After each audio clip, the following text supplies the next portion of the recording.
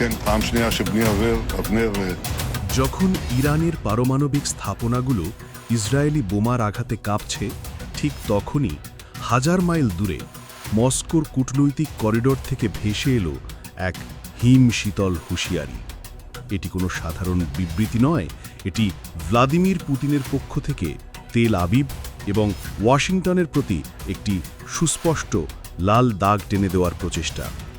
রুশ পররাষ্ট্র মন্ত্রণালয়ের মুখপাত্র মারিয়া জাখারোভা যখন সেন্ট পিটার্সবার্গের অর্থনৈতিক ফোরাম থেকে বলেন, ইরানের শান্তিপূর্ণ পারমাণবিক স্থাপনাগুলোতে ইসরায়েলি আক্রমণ একেবারেই অগ্রহণযোগ্য, তখন তার প্রতিটি শব্দ যেন এক আসন্ন সংঘাতের সতর্কবার্তা হয়ে ওঠে।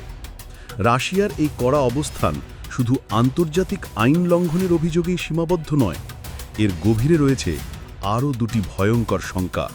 প্রথমত, জাখারোভা এটিকে বিনা উস্কানিতে আগ্রাসন হিসেবে অভিহিত করে স্পষ্ট জানিয়েছেন যে এই ধরনের হামলা পুরো বিশ্বকে এক পারমাণবিক বিপর্যয়ের দিকে ঠেলে দিচ্ছে।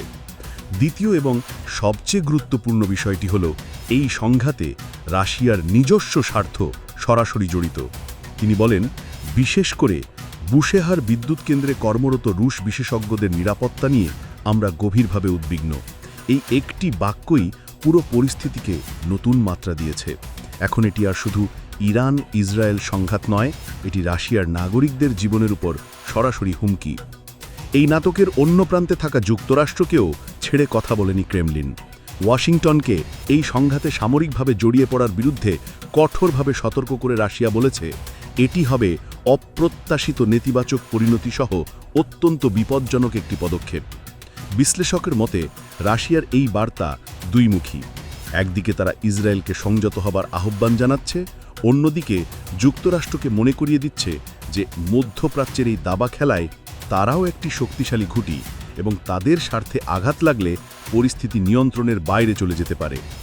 পর্যবেক্ষক মহল মনে করছে, রাশিয়ার এই অবস্থান কেবল মিত্র ইরানকে রক্ষা করার জন্যই নয়, বরং মধ্যপ্রাচ্যে নিজেদের কৌশলগত অবস্থান এবং অর্থনৈতিক বিনিয়োগ মজ করার জন্য। বুশেহার পারমাণবিক বিদ্যুৎ কেন্দ্রটি রাশিয়ার প্রযুক্তি এবং অর্থায়নে নির্মিত এবং সেখানে কর্মরত রুশ বিশেষজ্ঞরা মস্কোর জন্য একটি সংবেদনশীল বিষয়।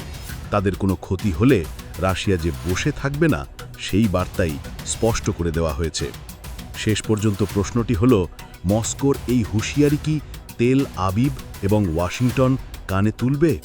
পুতিন তার লাল দাগ টেনে দিয়েছেন, একদিকে ইসরায়েলি হামলা, অন্যদিকে ইরানের প্রতিশোধের প্রতিজ্ঞা, আর তার মাঝখানে এখন রাশিয়ার প্রত্যক্ষ স্বার্থ।